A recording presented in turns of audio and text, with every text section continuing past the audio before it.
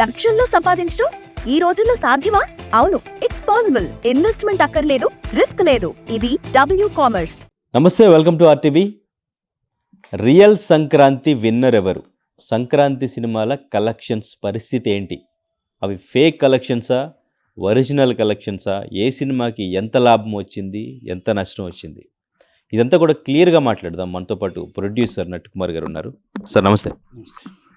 సంక్రాంతి సినిమాలు హడావుడి మొత్తం కూడా అయిపోయింది సార్, కానీ ఇంకా అదే కంటిన్యూ అవుతుంది. ఎందుకంటే ఇప్పుడు ఈరోజు ఫ్రైడే, ఈరోజు అసలు సినిమాలు లేవు. నెక్స్ట్ ఫ్రైడే కూడా ఏదో చిన్న సినిమాలే ఉన్నట్టున్నాయి. సో అయితే ఇప్పుడు సంక్రాంతికి రిలీజ్ అయిన సినిమాల గురించి ఇంకా చర్చ నడుస్తుంది. కొన్ని సినిమాలకు సంబంధించి ఫేక్ కలెక్షన్స్ పోస్టర్లు వేస్తున్నారని, కొన్ని సినిమాలకి బాగా నష్టాలు వచ్చినాయి అని చెప్పేసి బాగా టాక్ నడుస్తుంది. ఎస్పెషల్లీ రాజాసాబ్ అండ్ ఇంకా మనశంకర్ వరప్రసాద్. మీ దృష్టిలో సంక్రాంతి రియల్ విన్నర్ అంటే ఏ మూవీ చెప్తారు? సినిమాల బడ్జెట్లు కానీ కలెక్షన్స్ గురించి మీకున్న ఇన్ఫర్మేషన్ ఏంటి? Real collections and real winner and Manashankar Varaprasad. Fake collections పెట్టుకోవాల్సినంత దుస్థితి చిరంజీవి గారికి ఉండదు, ఆ కంపెనీకి కూడా ఉండదు. ఎందుకంటే అంత అవసరం వాళ్ళకి లేదు. రియల్గా మీరు అందరూ చూశారు, ఒక్క టికెట్ కూడా దొరకలేదు. స్టిల్ ఈ రోజుకి కూడా ఆంధ్రాలో ఒక టికెట్ దొరకలేదు. ఎందుకంటే ఈ రోజు కూడా ఫుల్ సేవ్ ఉన్నాయి. ఇదేదో ఫేక్గా అబద్ధం చెప్పాల్సిన, నేను is one of the distributor in Visakhapatnam. Okay, కనుక కలెక్షన్స్ ఎంతెంత ఉన్నాయి ఏంటి అనేది అందరికీ తెలుసు. దొంగ కలెక్షన్స్ వేసి రికార్డుల బదులు రికార్డులు ఆయనవే ఉన్నాయి. చిరంజీవి గారి రికార్డులు ఎవరు బద్దలుకొట్టలేరు, ఆయన రికార్డులు ఆయనే బద్దలుకొట్టుకుంటాడు. ఇంకొకటి, చిరంజీవి గారి ఫేక్ కలెక్షన్స్ వేసుకోవాల్సినంత అవసరం ఆయనకి లేదు. వాళ్ళ గ్రూప్కి అవసరం లేదు. నెంబర్ 1. డిస్ట్రిబ్యూటర్లు సేఫ్. కమిషన్లు అందరికి కూడా వర్కౌట్ అయ్యాయి. కమిషన్లు వస్తున్నాయి, అందరికి వస్తున్నాయి. అందరూ సేఫ్. డిస్ట్రిబ్యూటర్లు అందరూ హ్యాపీ, ఇంక్లూడింగ్ నేను అందరూ హ్యాపీ. డిస్ట్రిబ్యూటర్లు అందరూ హ్యాపీ, కమిషన్ వస్తుంది. అది మన వరప్రసాద్. ఓకే, సినిమా ఇది నేను ముందే చెప్పా. సంక్రాంతి విన్నరు ఎవరు అంటే, బ్లాక్ బాస్టర్ ఎవరు అంటే ఈరోజు చిరంజీవి గారే అని చెప్పాను. సినిమా మాట్లాడుతుంది, నేను మాట్లాడను అని చెప్పాను. సినిమా మాట్లాడింది, సినిమానే చెప్పింది. చాలామంది మాట్లాడిన మాటలు కొంతమంది మాట్లాడారు. ఆ మాట్లాడిన మాటలకి 70 సంవత్సరాలు వచ్చే ఆయన ఏం చేస్తాడు, ఇది 3 రోజుల సినిమా 4 రోజుల సినిమా అని మాట్లాడుకున్న వాళ్ళందరికీ సినిమా చూపించింది. చిరంజీవి గారికి ఒక్కసారి బాగుంది సినిమా అంటే బ్రహ్మరథం ఎలా పడతారో మనశంకర్ వరప్రసాద్ చూపించారు. వాళ్ళ అమ్మాయి ఫస్ట్ టైం డైరెక్ట్ ప్రొడ్యూసర్గా వచ్చి ఈజ్ అ వెరీ రెస్పాన్సిబిలిటీ. ఒక ప్రొడక్షన్లోనే కాదు, సినిమాలోనే కాదు, డిస్ట్రిబ్యూటర్లే కాదు, చాలా వెరీ రెస్పాన్సిబిలిటీగా చేసింది. అలాగే సాహు గారు కూడా. కనుక వాళ్ళందరూ ఒక మంచి ప్రొడక్షన్ టీం చేసి సినిమాని హిట్ చేయడమే కాదు, చిరంజీవి గారి కెరియర్ని, చిరంజీవి గారి క్రెడిట్ని ఎక్కడ చిన్న ఇబ్బంది కలగకుండా వెంకటేష్ గారిని అలాగే అందరినీ కూడా కలిపి జాగ్రత్తగా, అనిల్ రావుపూడి గారు వీళ్ళంతా జాగ్రత్తగా చేశారు. Is a team work. అంటే ప్రొడక్షన్ బడ్జెట్ మాత్రం ఒక 40 కోట్ల వరకు అయింది, మిగిలింది మొత్తం రెమ్యునరేషన్ వరకే అయింది. ఆయన అంటే చాలా తక్కువ బడ్జెట్లో సినిమా తీస్తారు, కానీ ఈ సినిమాకి దాదాపు 200 కోట్లు అవడానికి మెయిన్ కారణం ఇదే అయింది. దీనివల్ల కొంచెం ఎఫెక్ట్ అనేది పడే అవకాశం ఉంది డిస్ట్రిబ్యూటర్ కానీ ఎగ్జిబ్యూటర్ కానీ అనేది కూడా వినపడుతుంది. ఏమండి, నేను ప్రామిస్గా చెప్తున్నా, ఎగ్జిబ్యూటర్కి డిస్ట్రిబ్యూటర్కి నష్టం లేదు. ఎగ్జిబ్యూటర్కి డిస్ట్రిబ్యూటర్కి కమిషన్లు వచ్చాయి. ఒక ప్రొడ్యూసర్గా ప్రొడక్షన్లో లాభాల్లో ఉంది. ఎంత లాభాలు ఏంటి అనేది నాకు తెలియదు, కానీ 100% ప్రాఫిటబుల్. రెండోది 400 కోట్లు దాటి 500 కోట్లకు మాత్రం వెళ్తుంది, రికార్డ్స్ బద్దలు కొడుతుంది. ఈ సినిమా ఈజ్ ఒరిజినల్ రియల్.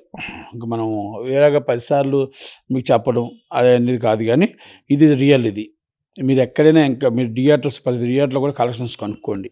అయిపోయింది. ఇంకా రాజాసాబ్ సెకండ్ సినిమా అనగానే ఒక రోజు మంచి సినిమా, సూపర్ సినిమా అన్నారు. కాకపోతే ఏంటంటే పెద్ద సినిమా ఎప్పుడైతే ఒక సినిమా పెద్ద బిగ్గెస్ట్ హిట్ ఉందో తక్కువ సినిమాలు కనబడవు. ఆ సమయంలో ఒక 5 రోజులు కలెక్షన్స్ హెవీ ఉన్నా వాళ్ళ బడ్జెట్కి డబల్ వచ్చింది. డబుల్ ప్రాఫిటబుల్ అనగానే ఒక రోజు. రవితేజ గారి సినిమా ఏదో తేడా కనబడింది.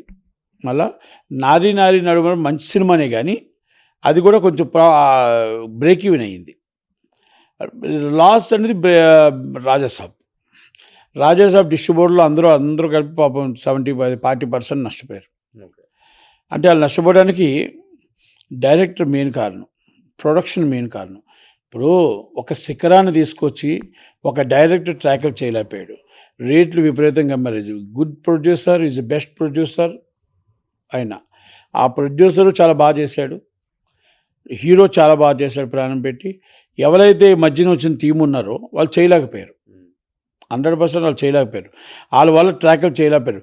వాళ్ళకి వచ్చే డబ్బుల కోసం చూసుకున్నారు తప్ప ఒక డిస్ట్రిబ్యూటర్ని సేవ్ చేద్దాం, ఆ హీరో ఇమేజ్ని కాపాడుదాం, నిర్మాతను కాపాడుదాం అనే ఆలోచన అయితే లేదు.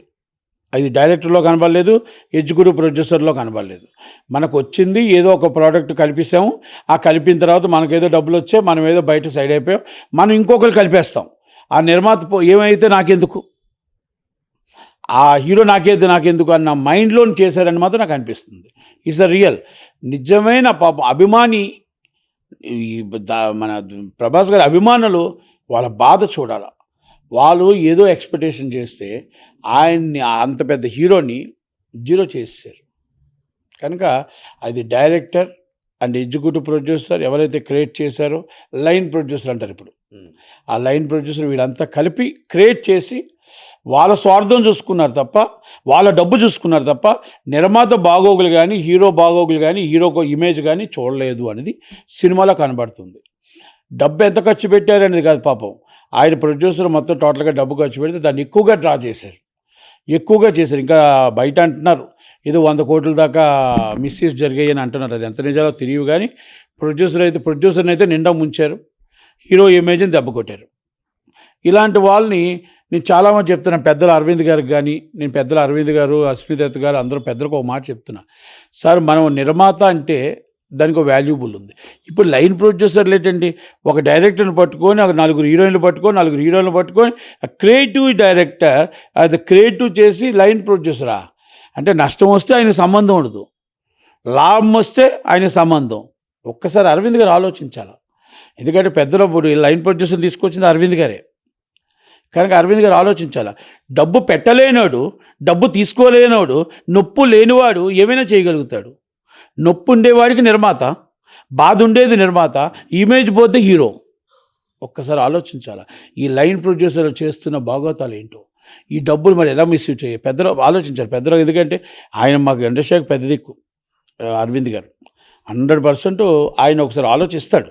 ఎందుకంటే చాలామందిని ఆయన ఒక క్రమశిక్షణతో తీసుకొస్తాడు. ఆ క్రమశిక్షణ బయటికి వెళ్తేప్పుడు కూడా అది తప్పు ఉండొచ్చు. అది ఎందుకంటే లైన్ ప్రొడ్యూసర్ దీంట్లో తప్పు కనబడుతుంది, అలాగే డైరెక్టర్ టీం తప్పు కనబడుతుంది. నిర్మాత తప్పు ఎక్కడ కనబడట్లేదు, హీరో తప్పు కనబడుతుంది. హీరో జాబ్ హీరో చేశాడు, నిర్మాత జాబ్ నిర్మాత చేశాడు. సినిమాని ముంచితే ఆ నిర్మాత కాకుండా ఇంకో నిర్మాత ఎలాగొస్తాడు అంటే, మీరు ఒక బండి ఎక్కుతో ఒక వచ్చిన నిర్మాతను అందరూ ముంచేద్దాం అనుకుంటే ఎంత దాకా కరెక్ట్. ఈరోజు డిస్ట్రిబ్యూటర్ నష్టపోయాడు, రెస్పాన్సిబిలిటీ అని ప్రొడ్యూసర్. డిస్ట్రిబ్యూటర్ లాభం వచ్చింది, రెస్పాన్సిబిలిటీ అని ప్రొడ్యూసర్ కదా. అంటే మీకేం సంబంధం ఉంటుంది లైన్ ప్రొడ్యూసర్కి డైరెక్టర్కి. తిన్నామా, పన్నామా, చేసామా, అయిపోయిందా. హీరో ఇమేజ్ దెబ్బతింటుంది, నిర్మాత డబ్బు దెబ్బతింటుంది, ఈరోజు డిస్ట్రిబ్యూటర్ దెబ్బతింటాడు. ఒక్కసారి ఆలోచించండి. నేను అందరి నిర్మాతలకి చెప్తాను, ప్లీజ్ రిక్వెస్ట్, మీకు లైన్ ప్రొడ్యూసర్కి అబ్జెప్పడం కాదు, ఆ బాధ్యత డబ్బు మీది, ఇమేజ్ మీది, వాల్యూ మీ బ్యానర్. కనుక మీరు కూడా బాధ్యత వహించాలి, మీరు కూడా ఆలోచించాలి ఎక్కడ తేడా వస్తుంది, ఎలా వస్తుందని ఆలోచించాలి. ప్రభాస్ గారు కూడా ఆలోచించాలి.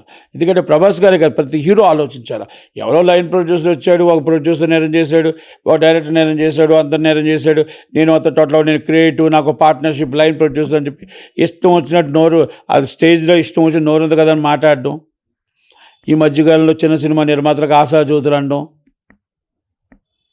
చిన్న సినిమా నిర్మాత అంటే ఏంటో తెలుసా, సినిమాని లిమిటెడ్గా ఖర్చు పెట్టి లిమిటెడ్గా రూపాయి లాభం తెచ్చేవాడు చిన్న సినిమా నిర్మాత. ఇష్టం వచ్చినట్టు ఎంజాయ్ చేసి ప్రొడక్షన్ కాస్ట్ వేస్ట్ 30% కాస్ట్ చేసి మా స్టేజ్ల మీదకి వచ్చి మైకులు వచ్చాయి కదా, మాకు ఇమేజ్ ఉంది కదా. ఇమేజ్ నీకు రాలే, నువ్వు ఈ సినిమా నష్టపోతే నువ్వు తట్టుకోగలవా? ఇదే నీకు విశ్వప్రసాద్ గారు లేకపోతే నువ్వు తట్టుకోగలవా అని అడుగుతున్నాను నేను. ఎందుకంటే డబ్బు పెట్టేవాడికి ఆ బాధ తెలుస్తుంది, ఆ కష్టం తెలుస్తుంది.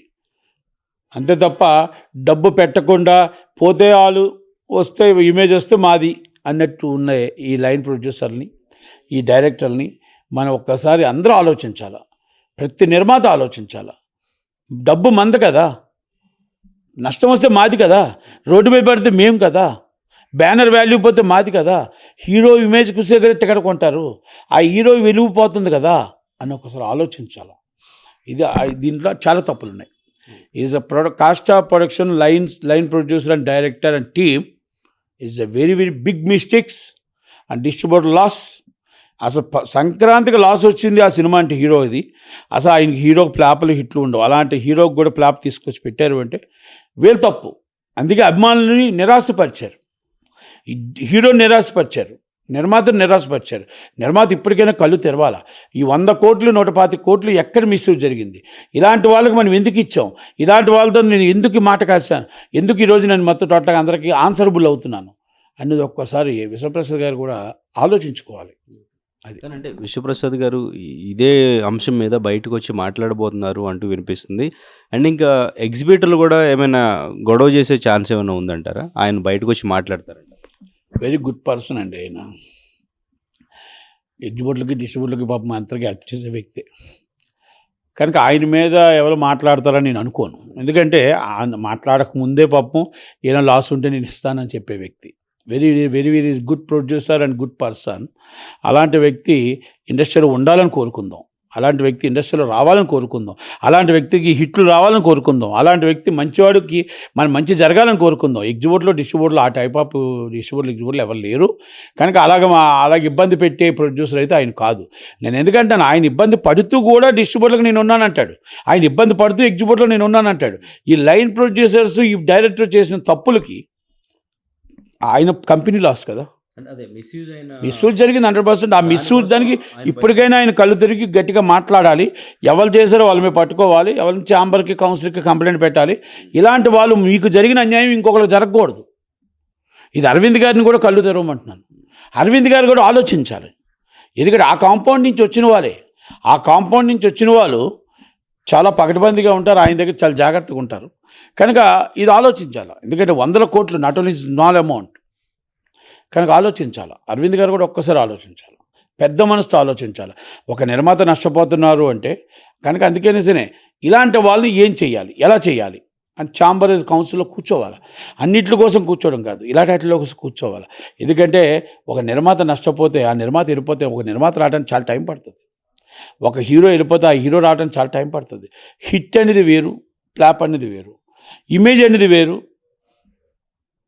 మొత్తం టోటల్ బ్యాడ్ చేయడం వేరు, ఇవన్నీ చాలా ఉన్నాయి. ఇప్పుడు అభిమానులను నిరాశపరిచారు, హీరో గారిని నిరాశపరిచారు, నిర్మాతని ఇబ్బంది పెట్టారు కనుక వాళ్ళ మీద యాక్షన్ తీసుకోవాలనేది నా ఉద్దేశం. హోమ్ మేకర్ అయినా, కంటెంట్ క్రియేటర్ అయినా, కిరాణా షాప్ ఓనర్ అయినా అందరికీ సమాన అవకాశం. భారతదేశం మొత్తం మీద దాదాపు 25,000 మందికి పైగా WCommerce తో స్టోర్స్ నడుపుతున్నారు. Visit www.wcommerce.store